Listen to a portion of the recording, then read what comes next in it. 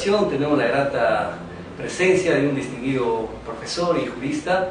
Me refiero al doctor Víctor García Toma, quien ha sido presidente del Tribunal Constitucional Peruano, y en esta ocasión nos acompaña a fin de conversar sobre aspectos vinculados a un tema tan importante que tiene que ver con la constitución de un Estado y en particular obviamente del Estado peruano, ya que no se trata de un documento cualquiera, sino pretende ser sin duda la expresión de un contrato social, la expresión de la voluntad general, entre otras cosas. De esto vamos a hablar precisamente con el doctor García Toma y algunos aspectos más vinculados obviamente al Estado contemporáneo, que se dice que es precisamente un Estado constitucional y democrático de derecho. Esa palabra constitución hoy no pasa desapercibido. Se trata obviamente de un fenómeno político, social y jurídico que nos va a explicar el distinguido maestro Víctor García Toma. Gracias, muy amable. Desde finales del siglo XVIII la palabra constitución cobra carta de ciudadanía en el derecho público, y siempre ha habido una inquietud por dilucidar cuál es su naturaleza. Desde mi punto de vista, yo diría que la Constitución es un texto binario. Ha sido y lo fue siempre un documento político, en la medida en que de manera expresa o implícita toda Constitución expone una ideología, una doctrina y un programa. Esto es, plantea una concepción del mundo, establece algún tipo de relación o vínculo entre sociedad, entre persona, sociedad y Estado, impone o plantea un conjunto de principios y valores de carácter político, y de alguna manera también fija algunas utopías y mitos políticos. Es también una doctrina en la medida en que para poder asentar esta doctrina se requiere un tipo o modelo de sociedad específica, y como consecuencia de ello también unos lineamientos de política en materia económica, social y política. En consecuencia, desde sus orígenes, la Constitución fue una carta de navegación, fue una brújula, una guía para que las autoridades políticas pudieran conducir a sus pueblos a determinados puertos, en algunos casos la justicia social, en otros el orden, la libertad, el bien común, etcétera, etcétera. Pero como bien se ha señalado aquí, desde la segunda mitad del siglo XX, la Constitución devino un texto jurídico, es decir, una norma vinculante que obliga por igual a los gobernantes y gobernados y sustituye a la ley en el ápice de la pirámide jurídica. Este texto jurídico-político me parece que, en primer lugar, como bien se ha afirmado aquí por parte de Ricardo, nos presenta un proyecto de vida en común. Y es que, como bien sabemos, la mayoría de las constituciones, como debería ser, son fruto de un proceso democrático. Y en estos procesos democráticos participan agrupaciones que van desde la extrema izquierda a la extrema derecha. Ese es inicialmente un factor de dispersión.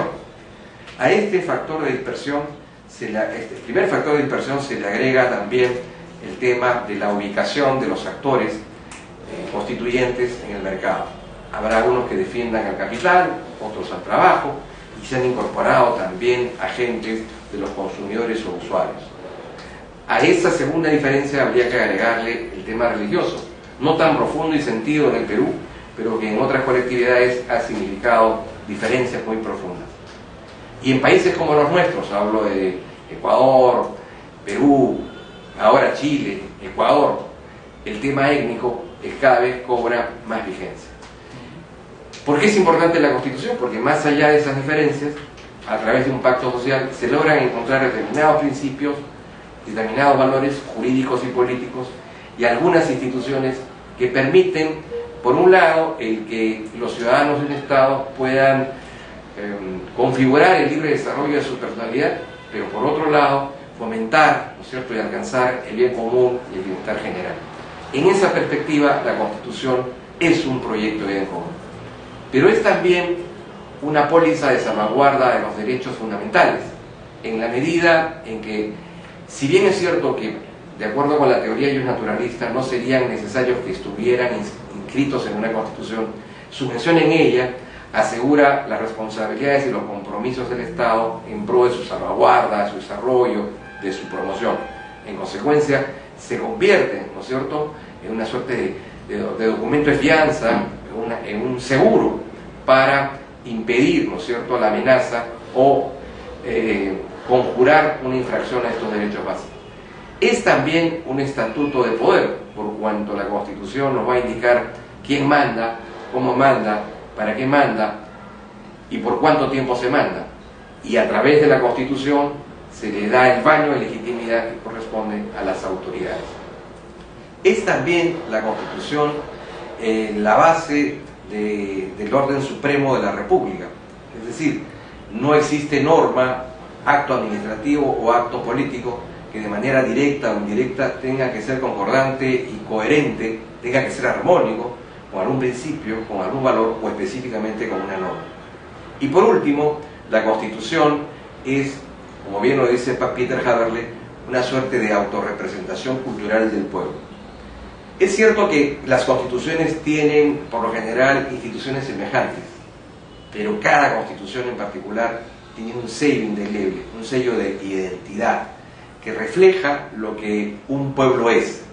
En el caso peruano, por ejemplo, podría llamar la atención a otros el que hablemos de las comunidades campesinas o de las comunidades nativas, que tengamos un artículo específico sobre el tratamiento de la hoja de coca, o este artículo 50 de la Constitución que plantea una suerte de estado de colaboración, sin que eso signifique afectar la libertad religiosa entre el Estado y la Iglesia Católica, habida cuenta que, como bien señala ese artículo 50, los valores cristianos han cimentado, ¿no es cierto?, la cultura y la moral del Perú desde su implantación en el Perú. En consecuencia, allí radica la importancia de la Constitución. Y para su cabal cumplimiento se ha creado un órgano autónomo que es el Tribunal Constitucional, que es una suerte de gendarme, ¿no es cierto?, o custodio de su respeto y salvaguarda, y ha devenido por mandato del Poder Constituyente en su supremo intérprete. La Constitución es finalmente lo que dice el Tribunal, ¿no? Y además usted dio una brillante exposición y decía lo que es la Constitución.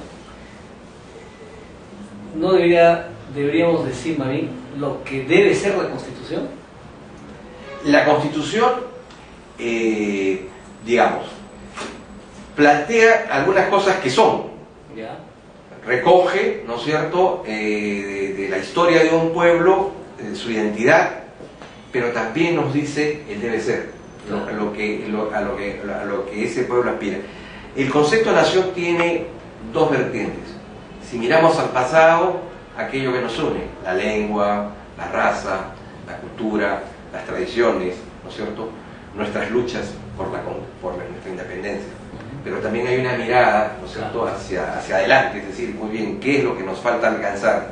Y en consecuencia la Constitución es un instrumento, un vehículo para que el pueblo marche unido e integrado, ¿no es cierto?, hacia la consecución de esos logros. Claro, le digo esto, doctor, porque Manuel Vicente Villarán dice esta frase tan repetida por muchos autores y juristas de nuestro país, que en el Perú hemos vivido haciendo y deshaciendo constituciones, ¿no? Incluso sostiene que muchos echamos la culpa de nuestros males a la Constitución, pero señalan que hay problemas mucho más profundos, dentro de los cuales está, por ejemplo, la falta de una clase política madura, la falta de una cultura también integradora, entre otras cosas más. La pregunta es, ¿o es que nos falta una constitución auténtica basada en un compromiso de todos los grupos, sectores, fuerzas? ¿O es que acaso hay falta sentido de responsabilidad y de proyecto nacional? O, como dice el propio Manuel Vicente Villarán, aquí más hay proyectos de facciones políticas. ¿Qué piensa usted? Claro, el proceso constitucional en el Perú ha sido una suerte de complejo de Penélope, ¿no? Es decir, vamos tejiendo y destejiendo el proyecto constitucional. La razón de esta suerte de Sísifo que vamos avanzando y luego tenemos que retroceder y volver a comenzar. Creo que se debe a que hemos utilizado los procesos constituyentes como una coartada, una coartada para legitimar las dictaduras o como una suerte de válvula de escape para tratar de regresar a las democracias. Y estos periodos más o menos van entre 10 y 12 años. Y hemos pensado que la Constitución per se es la que permite hacer la sociedad que aspiramos. Y en verdad que la Constitución es un instrumento importante, pero no es el único. Se requiere básicamente una cultura política que no tenemos, se requiere de actores políticos serios,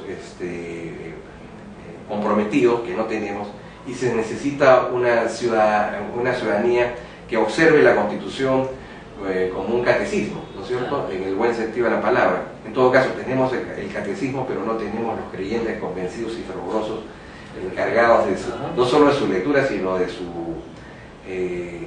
su práctica. Yo diría que ante esos sucesos de la historia, los peruanos debemos aprender a que podemos vivir con malas constituciones, lo que no podemos es vivir sin constitución, ¿no? Entonces, aquellos defectos de origen de una constitución se pueden ir corrigiendo con las prácticas, los usos, la jurisprudencia, ¿no? Que tenemos que ser tenaces en eso. Y el mejor ejemplo son los Estados Unidos, ¿no?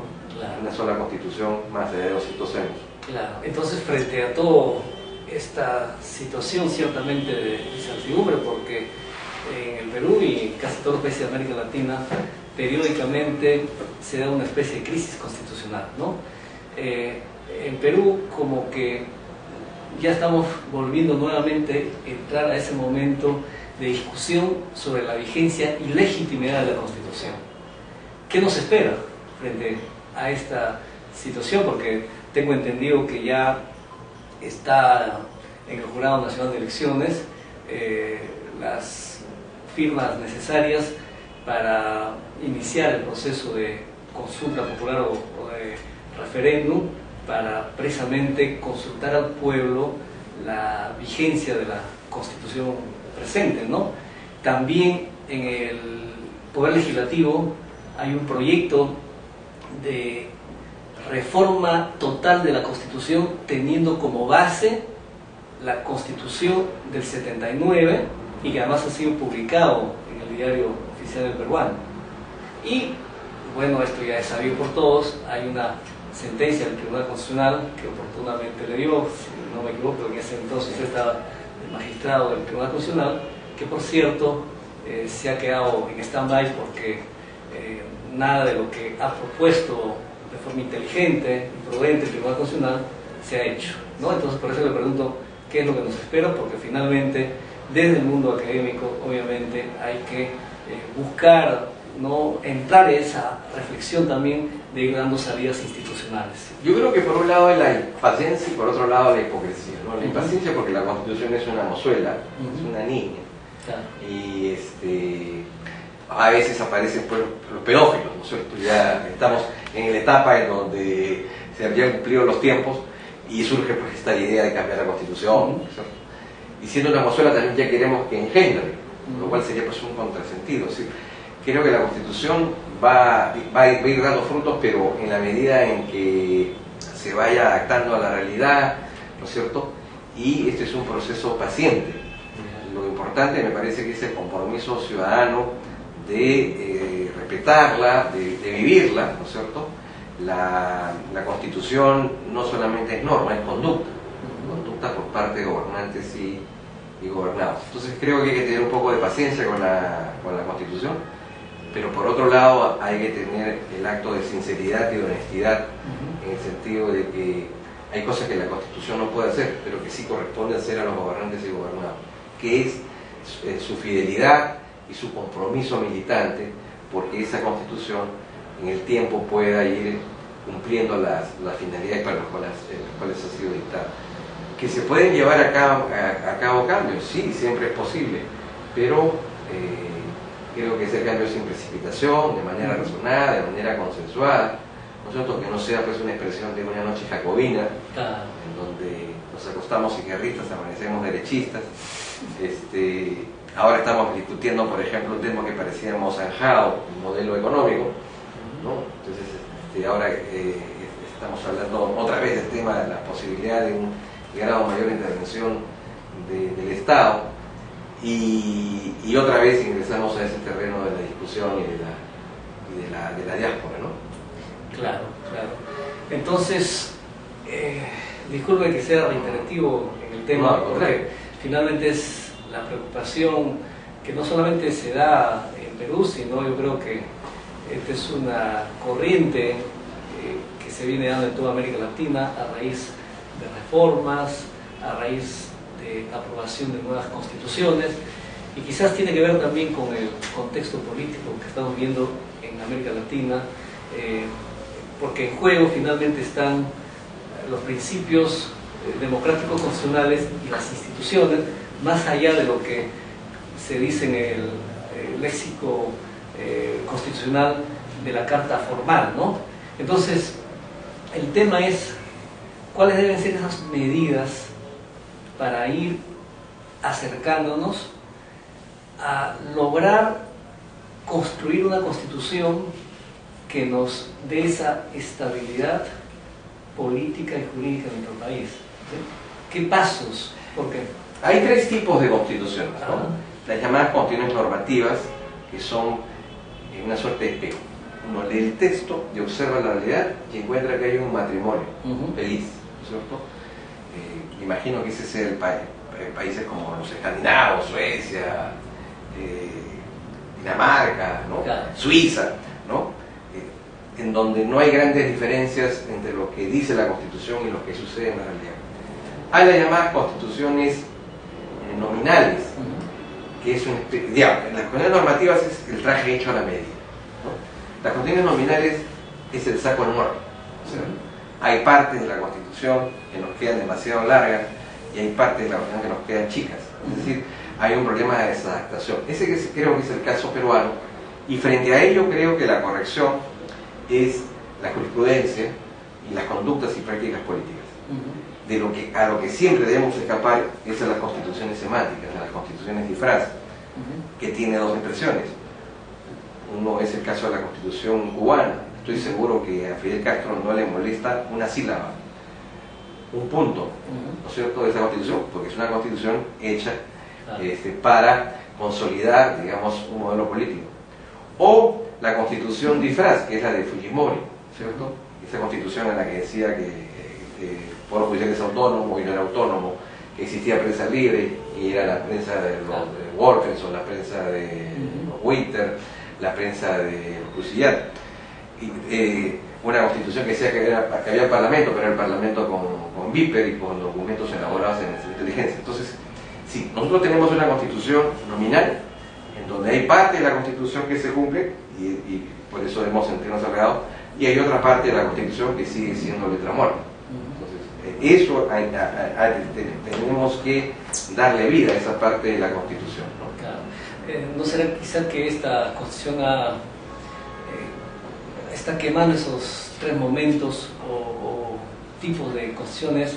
Por ejemplo, de haber sido una constitución semántica en el tiempo de Fujimori, una constitución nominal, ¿no?, que estamos en ese proceso, pero apuntando quizá, ¿no?, en el futuro a ser una constitución ciertamente normativa, ¿no? Así es. Y para eso se requiere un sistema de partidos, ¿no es cierto? Porque el sistema de partidos es el garante de que tengamos, pues, primero un parlamento en donde el diálogo entre el oficialismo y la oposición sea un diálogo responsable. Claro. Necesitamos un sistema de partido que mejore nuestra representación, ¿no? Y que puedan expresar de manera articulada los intereses y las expectativas ciudadanas, ¿no? Necesitamos mejorar todo nuestro sistema electoral, es decir, a efectos de que el voto ciudadano, que es un voto de anhelo y de esperanza, encuentre a través del sistema y los actores adecuados el camino que a través de la Constitución permita que los ciudadanos puedan sentirse satisfechos de vivir dentro de la Constitución, ¿no? Y no aspirando a patear la Constitución, porque se cree que sin ella nos podría ir mejor. Claro. ¿Cómo hacer, cómo invocar a los partidos políticos para que tengan una mirada de constitución y una cultura constitucional?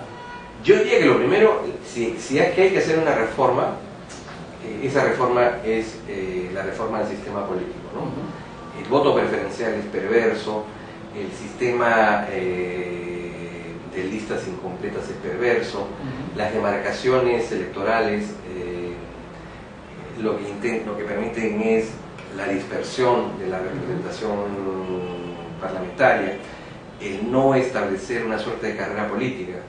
Hoy un ciudadano común y corriente que tiene determinada fortuna, se le ocurre el día de mañana que quiere ser presidente, quiere ser congresista, y en un partido bien de alquiler, ¿no? Claro. Compra un cupo en una lista y luego con una base mediática alcanza una curul, ¿no? Y compra conciencia. Entonces, sí, creo que ahí está lo medular. Pero también la ciudadanía tiene que sentir más, o tener un espíritu constitucional, ¿no? Claro. Que tiene que ser forjado con la educación y la instrucción, pero hay una cuota de responsabilidad también del ciudadano en no comprometerse de manera más decidida en los asuntos públicos, ¿no? Claro. En no ser responsable en la emisión de su voto, ¿no? Claro. Otro tema también vinculado a nuestro tema de conversación, que es la Constitución. Por definición se sabe que una Constitución es un pacto social, es un contrato social, debe ser la expresión de la nación, y cuando hablamos de nación hablamos de todos. Pero históricamente en el Perú siempre han habido sectores y grupos excluidos, como por ejemplo las comunidades nativas, campesinas, sobre todo las nativas, ¿no? Que son grupos que nunca han tenido una representación, digamos, directa en las instancias de poder, sobre todo en el poder legislativo, que es donde finalmente se deciden los temas trascendentales del país, aunque hoy hay nuevos órganos como el Tribunal Constitucional, ¿no? De tal forma que el sistema, tal como está diseñado, es un sistema perverso, ¿no? Porque por más que ellos logren juntarse, probablemente ni así alcanzarían un solo voto, ¿no? De tal forma que en nombre de ellos se habla o discuten los representantes, ¿no?, en el Congreso, los representantes de la patria, pero finalmente ellos no son involucrados directamente en la vida política del país, en la vida institucional del país.